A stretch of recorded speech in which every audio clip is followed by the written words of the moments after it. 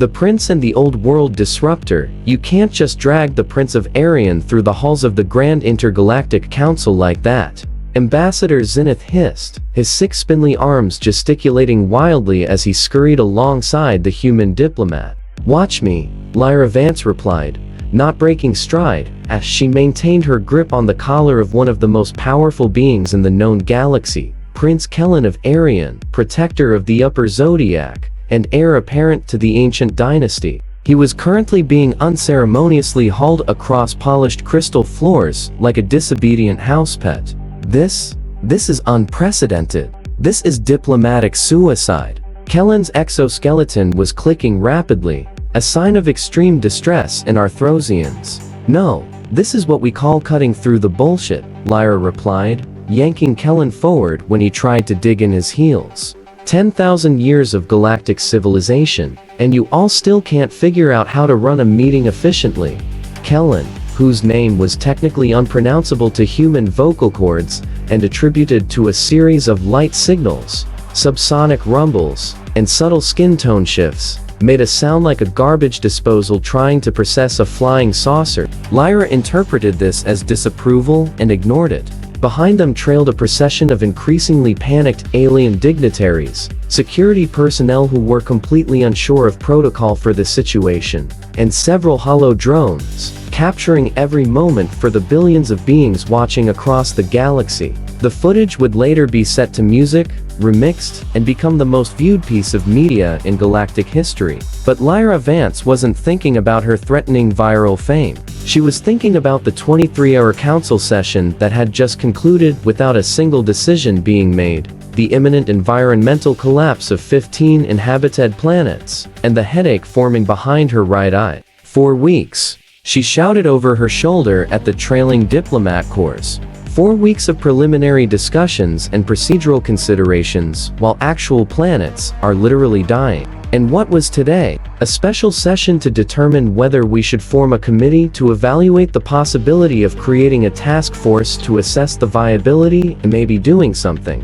She yanked Prince Kellen around a corner, his ornate robes, worth more than the annual GDP of several small nations, dragging on the floor. "Miss Vance," a tall, reed-thin alien with skin like polished obsidian wheezed, "there are 10,000 years of diplomatic tradition you're violating right now." "Good," Lyra shot back. "They clearly aren't working."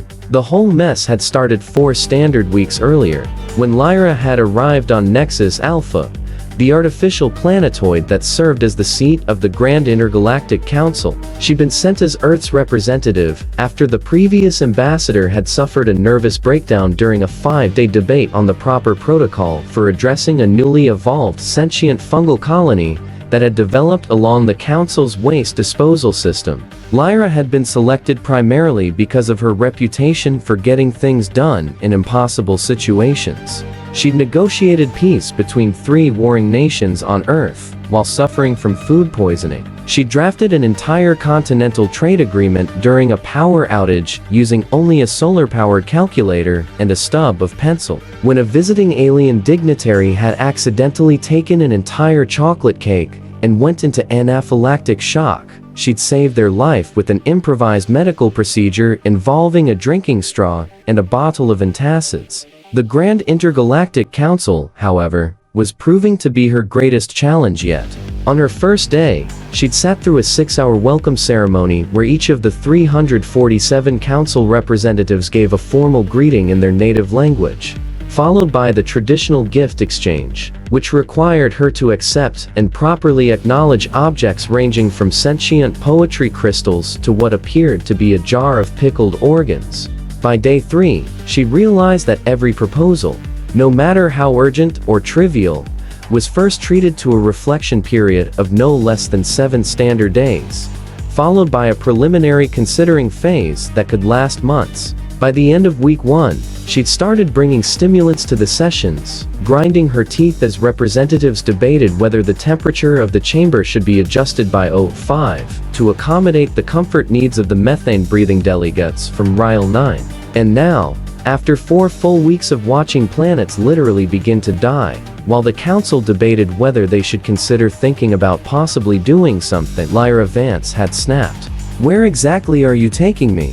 Prince Kellen demanded, finally finding his voice. His translator collar rendered his complex communication into a crisp, aristocratic accent that somehow managed to convey both boredom and outrage. "To see the consequences of your inaction," Lyra replied, not slowing down. They had reached the grand observation deck of the council building, a massive transparent dome that offered a panoramic view of space. Lyra punched a code into the control panel, and the dome's display system activated.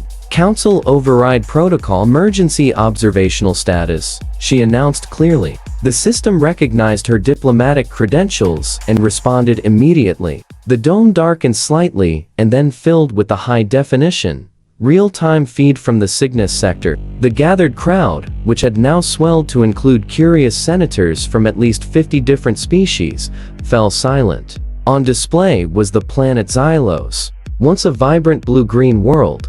Now, its atmosphere swirled with angry red storms, massive fissures, visible even from orbit, cracking its surface. The real-time data scrolling along the edges of the display showed rapidly deteriorating atmospheric conditions, rising radiation levels, and the desperate evacuation efforts underway. "This," Lyra said, finally releasing Prince Kellen's collar and gesturing broadly at the display, "happening right now. And it's happening to 14 other planets and systems that fall under your direct protection. The cascade effect that your own scientists predicted 70 years ago is accelerating. These worlds are dying while you debate whether to form a committee." Prince Kellen straightened his robes with as much dignity as he could muster. "The proper procedures must..."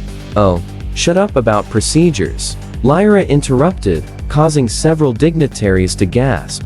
"Do you know what Earth's history teaches us about risky procedures during crisis? They're excellent at documenting tragedies and utterly useless at preventing them." She turned to address the gathered crowd. "Humans have only been part of this galactic community for 40 years. We're newcomers. We respect your ancient traditions and your complex diplomatic protocols. But we also know what it looks like when institutions become so wrapped up in their own processes that they forget their purpose." Pointing at the dying planet on the display, she continued, "That's not a regrettable development requiring further study. That's not an evolving situation warranting careful consideration. That's a dying planet in real time. Those are billions of lives being extinguished while you debate the proper seating arrangement for the emergency session." A murmur ran through the crowd. Lyra noticed several senators looking uncomfortably at the floor, while others were transfixed by the image of the planetary disaster. "The environmental stabilization technology exists," Lyra pressed on. "Earth has shared our atmospheric regeneration systems. The Andromedans have perfected planetary shield technology. The Vishans have developed artificial tectonic stabilizers. We have the solutions, but they're sitting in warehouses while you decide which form needs to be filed in triplicate." Prince Kellen had recovered some of his composure, drawing himself up to his full height, an impressive 2.8 meters. "Your passion is noted, Ambassador Vance. But you must understand that the Grand Intergalactic Council has maintained peace and order for 5 millennia precisely because we do not rush into action based on emotional appeals." "With all due respect, Your Highness," Lyra replied, her voice dripping with the distinct lack of respect. "That's utter nonsense. You don't rush into anything. If this council chamber was on fire, you'd create a committee to evaluate the historical significance of flames before considering whether to activate the sprinkler system." A strange sound rippled through the gathering, something like laughter from several species, though it manifested as everything from clicks and whistles to subsonic rumbles that made the floor vibrate slightly. "You mistakenly cautioned for inaction," Prince Kellen said stiffly. "And you mistake process for progress," Lyra shot back. She gestured again to the display. "That planet has approximately 72 hours before total collapse. The evacuation efforts can save maybe 40% of the population at current rates. So here's what's going to happen. You're going to sign an emergency authorization right now. bypassing the council procedures to deploy the stabilization technologies we already have ready. Prince Kellen's translator collar produced a sound like someone choking on a marshmallow. That would be completely unacceptable. The emergency authorization has never. There's a first time for everything, Lyra interrupted. Dragging a prince through the halls of the council didn't think that would happen today, did you? More of that strange multi-species laughter rippled around the chamber. I cannot simply ignore thousands of years of procedure, Prince Kellen insisted. Lyra narrowed her eyes. You know what humans are really good at, Your Highness? Revolutions. When systems fail to serve the people they're meant to protect, we tear them down and build something better. Earth history is full of empires that thought they were eternal, right up until they weren't. She stepped closer to the prince, lowering her voice. I'm trying to save your procedures by giving you a way to work within them. The emergency exists exactly for situations like this. Use it, or I promise you, the next revolution won't just be procedural. A tense silence fell over the observation deck. Prince Kellen stared at Lyra, his compound eyes unreadable, but his posture rigid with either outrage or consideration. It was hard to tell with his particular species. Finally, he spoke. Bring me the authorization terminal. 3 days later, Lyra Vance stood in the council chamber as the first reports came in from Xylos. The combined deployment of the technologies had halted the planet's deterioration. It wasn't saved, parts of it would be uninhabitable for generations, but the total collapse had been averted, and the evacuation efforts had expanded significantly with the added resources. Initial readings show atmospheric stabilization at 64% and rising, announced the Xylosian representative, their voice modulator barely containing their emotion. Tectonic activity has reduced by 78%. The cascade has been halted. A cheer went up from the chamber, or rather, 347 different species versions of cheers, creating a cacophony that the acoustic system struggled to moderate. Prince Kellen, seated on his ceremonial platform, raised a limb for silence. The chamber quieted immediately. The emergency protocols have served their purpose, he announced, but this situation has exposed significant flaws in our procedural framework. When process becomes more important than purpose, we have lost our way. Lyra, standing at the Earth delegation's podium, caught Prince Kellen's multifaceted gaze. He tilted his head slightly in what she recognized as acknowledgement. Therefore, the prince continued, I am establishing a new position within the Grand Intergalactic Council, the Emergency Response Coordinator. This individual will have the authority to identify critical situations and implement immediate actions when delay will result in catastrophic consequences. Murmurs rippled through the chamber as representatives conferred with their aides. And I am appointing Ambassador Lyra Vance of Earth to this position. The murmurs erupted into a full uproar. Lyra stood frozen in shock. When the chamber eventually quieted, Prince Kellen addressed her directly. Ambassador Vance, you have demonstrated a unique human quality that I believe this council requires. The ability to recognize when tradition must bow to necessity. Will you accept this appointment? Lyra stepped forward to the central speaker's platform. With respect, Your Highness, I must decline. Now, it was Prince Kellen's turn to look shocked, insofar as his alien features could express such an emotion. I appreciate the offer, Lyra continued, but creating a single position of emergency power isn't the solution. That's just replacing one flawed system with another. What the council needs isn't a human showing you how to ignore your procedures when they become inconvenient. What you need is to fix the procedures themselves. She turned to address the entire chamber. Earth has a saying, the road to hell is paved with good intentions. Your procedural safeguards were created with good intentions to prevent hasty decisions, to ensure all voices are heard, to maintain the stability that has kept the peace for millennia. Those are worthy goals. But when the procedures become so cumbersome that they prevent action in the face of disaster,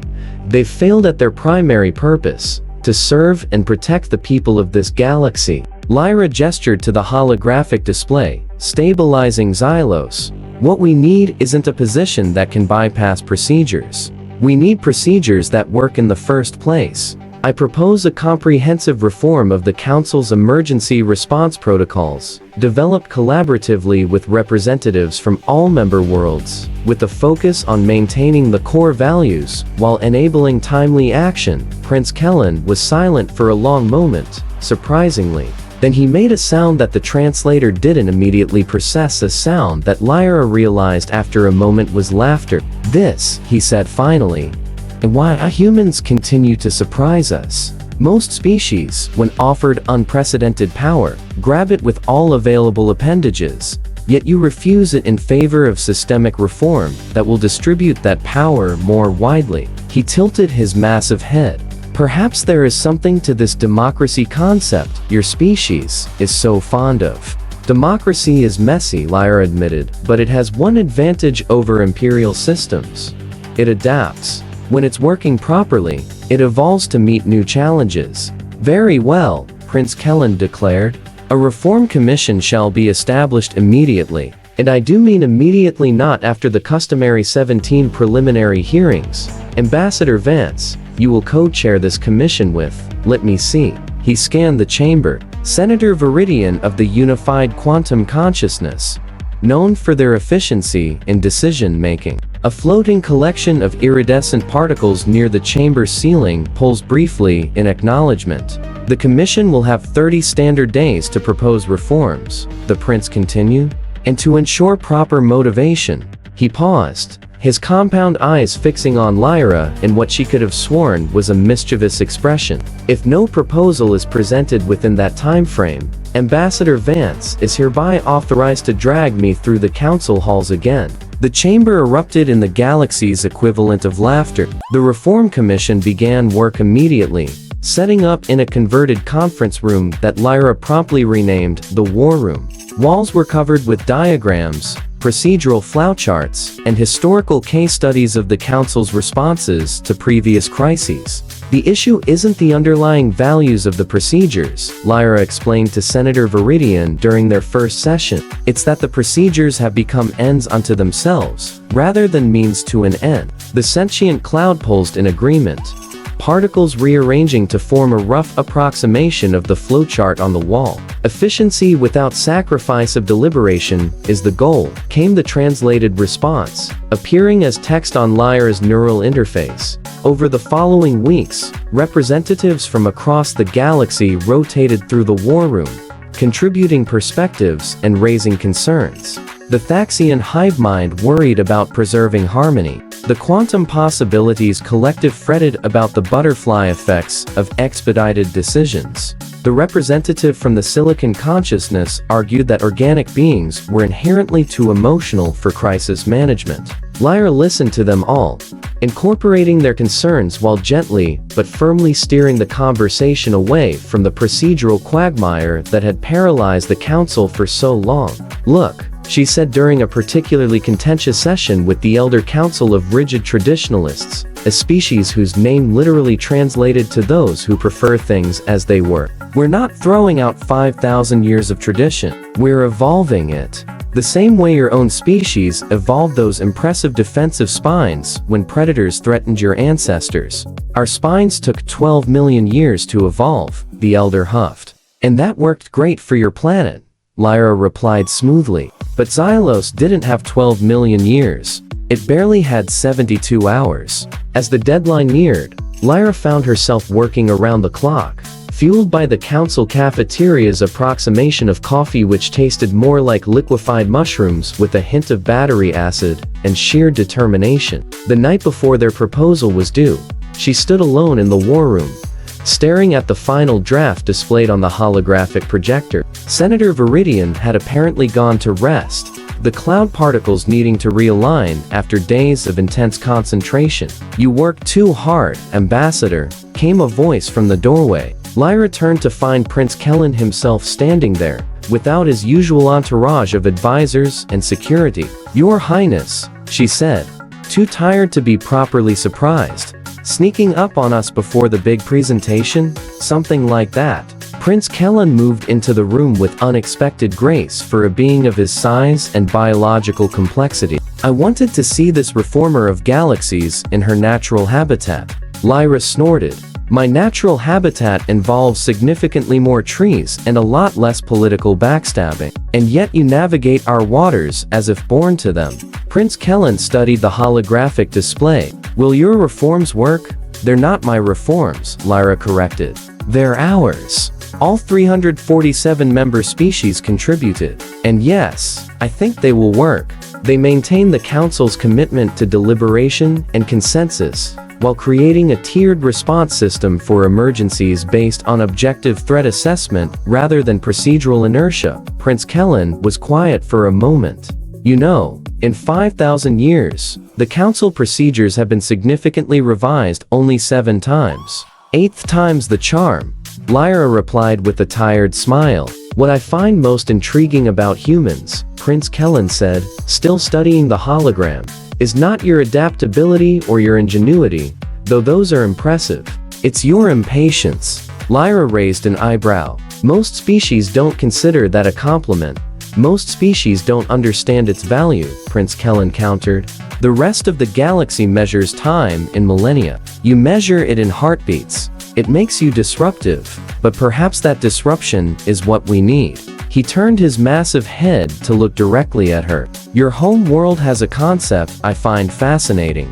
Catalyst. A substance that enables change without itself being consumed in the process. That's us, Lyra agreed. The universal catalyst. We show up and suddenly everyone's moving at 10 times their normal speed, just to keep up. Prince Kellen made a sound that the translator rendered as a chuckle. Indeed. Tomorrow, you will present these reforms to the Council. They will be debated, of course. Of course, Lyra interjected dryly, but I suspect they will pass with surprising speed. Prince Kellen moved toward the door, then paused. I am grateful that I did not have to imprison you for the unprecedented breach of Imperial Dragon. Lyra grinned. Would you really have done that?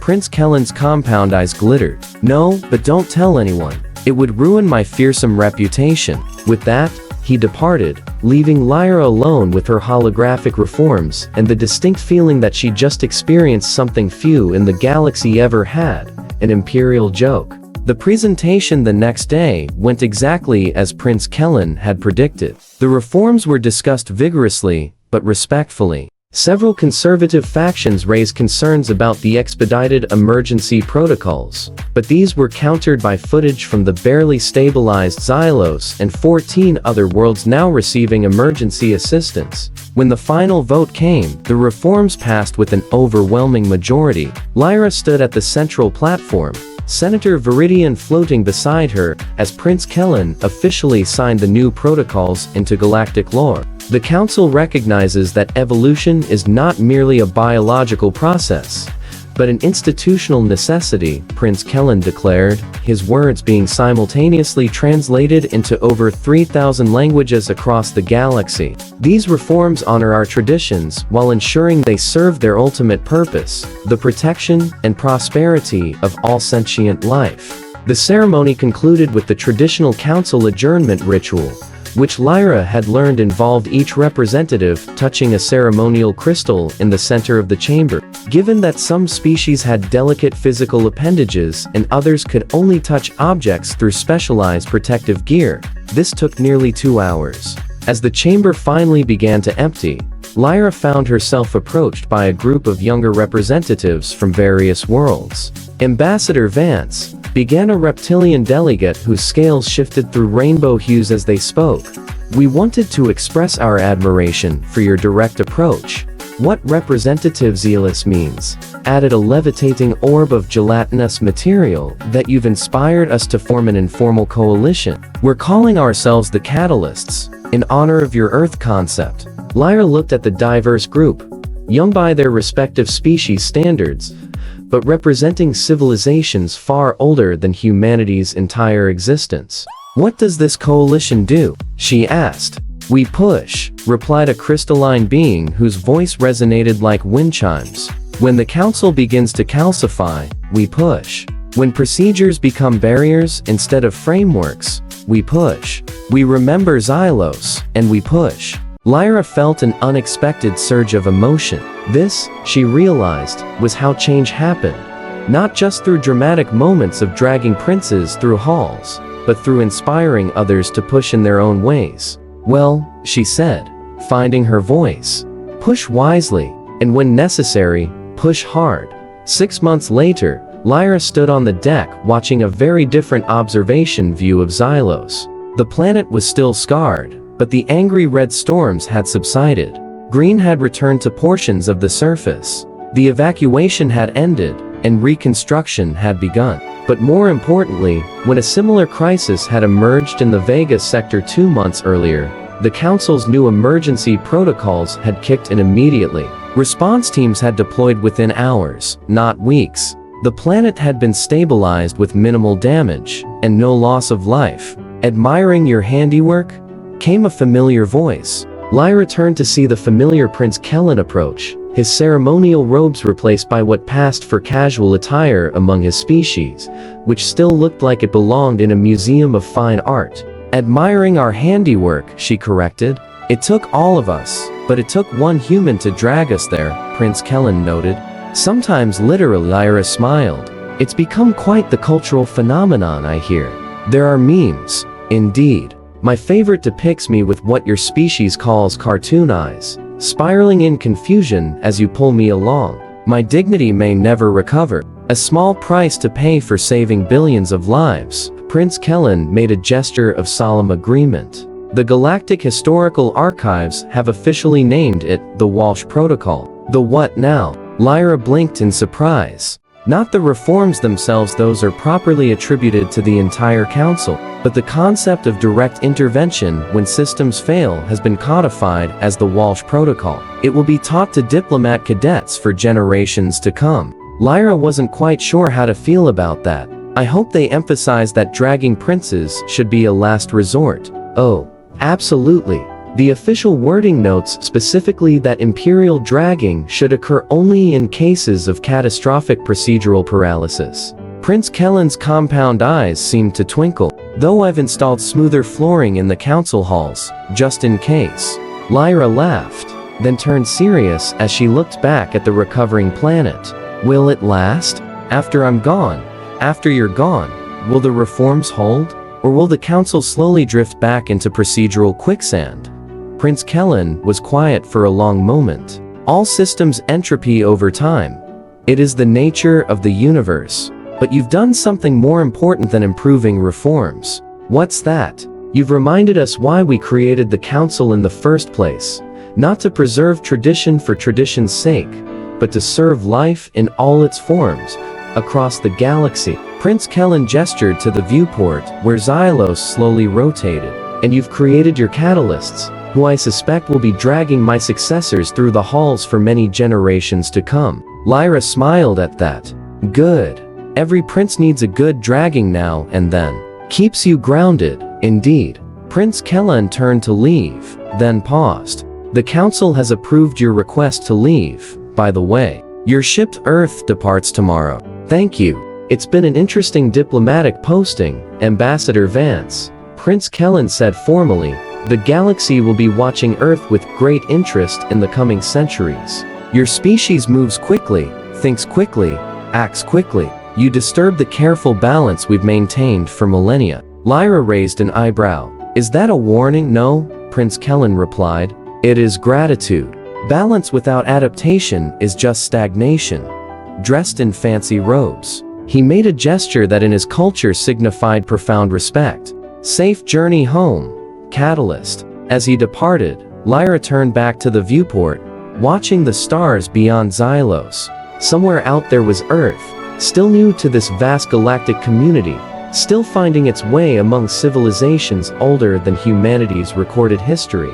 Humanity, yeah, she whispered to herself, smiling at the old internet meme that had somehow become Earth's unofficial motto among the diplomatic corps. Then she straightened her uniform and headed for the council chamber, where a coalition of catalysts was waiting to learn how to properly drag the galaxy forward. Years later, in diplomatic academies across the galaxy, new recruits would study the Xylos incident and watch footage of a human diplomat dragging a prince through the halls of the council. Instructors would point out the moment when the galaxy's most ancient institution was forced to remember its purpose. And in the grand hall of the council itself, a small plaque was installed on the exact spot where Lyra Vance had first grabbed Prince Kellen's collar. The inscription, written in Standard Galactic, reads simply, "Sometimes progress requires a good dragging." Humans visiting the council would often stop to take pictures with the plaque, making ridiculous dragging poses while their alien colleagues watched with a mixture of amusement and respect.